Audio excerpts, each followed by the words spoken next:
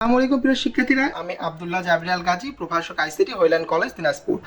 আজকে আমরা দেখব তোমাদের বইয়ের অত্যন্ত গুরুত্বপূর্ণ একটি টপিক, যেখান থেকে তোমাদের পরীক্ষায় কোশ্চেন আসেই। সেই টপিকটি কি? সংখ্যা পদ্ধতির। সংখ্যা পদ্ধতির যে আমাদের রূপান্তরগুলো রয়েছে, তার মধ্যে একটি গুরুত্বপূর্ণ রূপান্তর হচ্ছে কি দশমিক সংখ্যাকে বাইনারি সংখ্যায় রূপান্তর। এই রূপান্তরগুলো তোমাদের কাছে অনেকের কাছে অনেক ভীতিকর মনে হয়, অর্থাৎ যেহেতু ম্যাথ টার্ম, আসলে এখানে কোনো ভীতির কোনো কারণ নেই। তোমরা যদি একটু টেকনিক অবলম্বন করো তাহলে খুব সহজেই রূপান্তরগুলো তোমরা মনে রাখতে পারবে।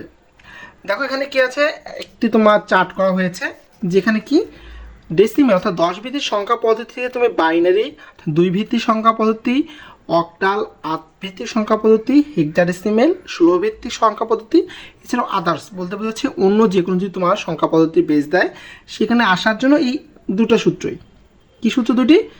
পূর্ণ সংখ্যাকে ভাগ দেবো আমরা কি দ্বারা? বেস দ্বারা, এবং আমরা নিব ভাগশেষটি নিব নিচ থেকে উপরে।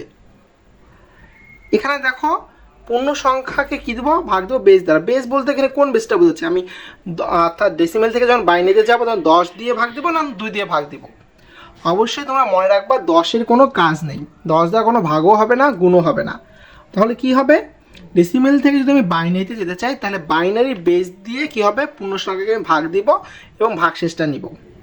ঠিক একইভাবে যদি তোমার ভগ্নাংশ সংখ্যা থাকে, একে গুণ দিব কি? বেস দ্বারা। অর্থাৎ ডেসিমেল থেকে বাইনারিতে আসতে গেলে বেস 2 দ্বারা গুণ দিব এবং পূর্ণ সংখ্যা বা পূর্ণাংশ মানটি নিব উপর থেকে নিচে। অর্থাৎ এখানে যে আমরা চারটা দেখতেছি ডান দিকে, binary, octal, hexadecimal, others, decimal থেকে তোমার কনভার্সনগুলো, এগুলো কি এই দুটো সূত্রের সাহায্যে আমরা করতে পারবো। এখন আসলে দেখি প্রথমে কি বলা হয়েছে, 30কে অর্থাৎ 30 10 ভিত্তিক সংখ্যাকে বাইনারি সংখ্যায় রূপান্তর করো।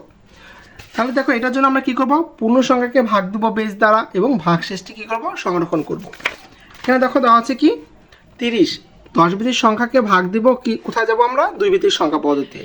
তাহলে 2 দ্বারা কি করলাম? ভাগ দিলাম 30কে। তাহলে ভাগ দিলে তোমার ভাগ এখানে কত আসে? আমরা কি জানি, এখানে 30কে ভাগ দাও 2 দ্বারা, 2 অক্ষে 2, 1 0, 5 দুগুণা 10 0। তাহলে দেখো আমরা ভাগফলটা বসাবো এখানে। ভাগফলটা কোথায় বসাবো? এই যে 30-এর ঠিক নিচে, এবং ভাগশেষ কত পাইলাম আমরা? 0 পাইলাম না? এই 0টি একটি কি সাইডে বসাবো। তাহলে কি 30কে 2 দ্বারা ভাগ দিলে এখানে কি বসাবো? ভাগফলটা বসাবো এখানে এবং ভাগশেষটা সাইডে বসাবো। এবং একে আবার কী করবো? এই 15কে আবার 2 দ্বারা ভাগ দিতে হবে। অর্থাৎ এই সাইডে আমাদের 0 না আসা পর্যন্ত কী করতে হবে? এই 2 দ্বারাই ভাগ দিতে হবে। এখন 15কে যদি আমি 2 দ্বারা ভাগ দিই, তাহলে কত আসে বন্ধুরা বলো দেখি? 7 দুগুণা 14, এখানে 1। তাহলে এখানে কি বসবে? 7 বসবে এবং ভাগশেষ কি? 1। তোমাদের অনেকেই ভুল করে থাকো কি 7 দুগুণা 14, এখানে 14 বসাও। এখানে কিন্তু 14টা বসবে না, এখানে কত বসবে? এখানে যে ভাগ ফলটা বসবে। কোন কি বসবে? ভাগ ফল। এখন কি এখানে 0 আসছে? 0 আসেনি। সো কী করতে হবে? আমাদেরকে আবার 2 দ্বারা ভাগ দিতে হবে। এখন 7কে 2 দ্বারা ভাগ দাও দেখি। 7কে যদি আমি 2 দ্বারা ভাগ দিই, কত? 3 দুগুণা 6। এখানে কি বসবে? এখানে বসবে 3, অর্থাৎ এই যে ভাগফলটা, এবং সাইডে আমাদেরকে ভাগশেষটি। এখন এখানে কি 3কে আবার 2 দ্বারা ভাগ দিতে হবে। 3কে 2 দ্বারা ভাগ দিলে কত থাকে বন্ধুরা বলো দেখি? 3কে যদি আমি 2 দ্বারা ভাগ দিই, 2 অক্ষে 2, অর্থাৎ ভাগফল 1, ভাগশেষও 1, ভাগফল 1, ভাগশেষ 1। এবং কি এই 1কে 2 দ্বারা ভাগ দিলে কি সে 0 এবং 1। কারণ আমরা কি জানি 2 গুণন 0 যোগ 0ই হয়। সো 2 গুণন 0 0, এখানে কি হচ্ছে? বসলো 1 বসলো। তাহলে আমরা কি দেখো সূত্র কী ছিল? এখানে আমাদের 0 এসে গেছে, সো আমাদেরকে আর ভাগ করার কোনো দরকার নেই। সূত্র কী ছিল?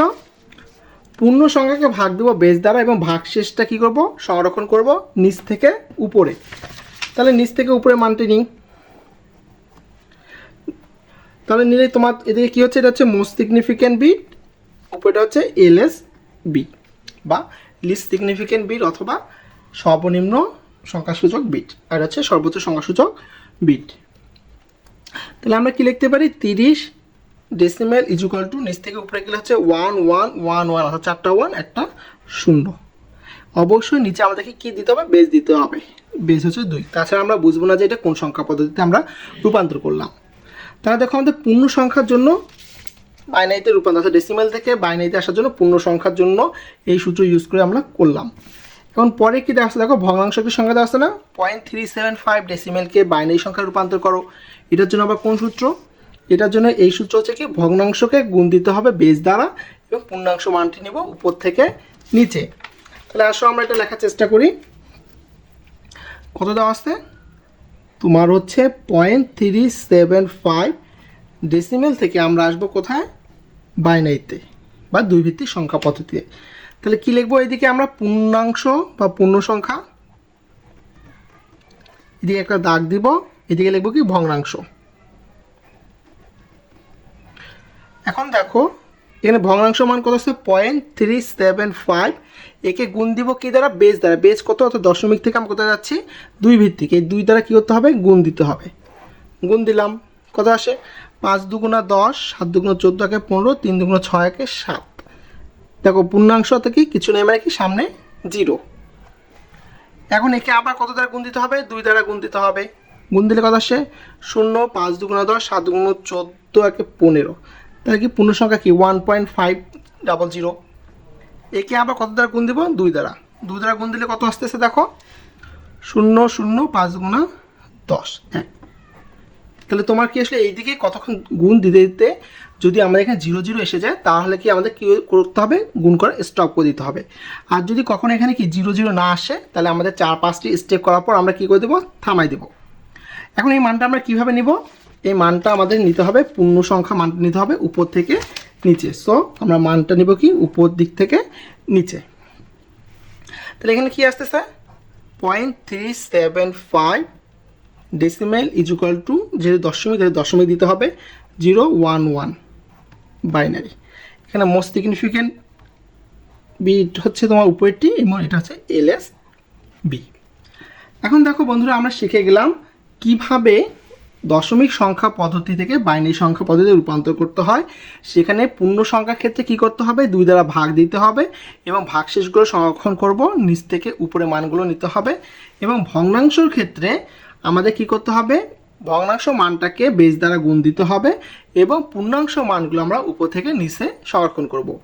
এখন দেখো এই প্রশ্নটি যদি তোমাদের পরীক্ষা এইভাবে আসে, অর্থাৎ তোমাদের যদি বলে পরীক্ষা 30 বা 30.375 decimal is equal to what, দুই ভিত্তিক সংখ্যা পদ্ধতি, তখন আমরা কি করব, তখন আমাদের প্রথমে কি করতে হবে, এই কাজটি, এই ক্যালকুলেশনটি করতে হবে।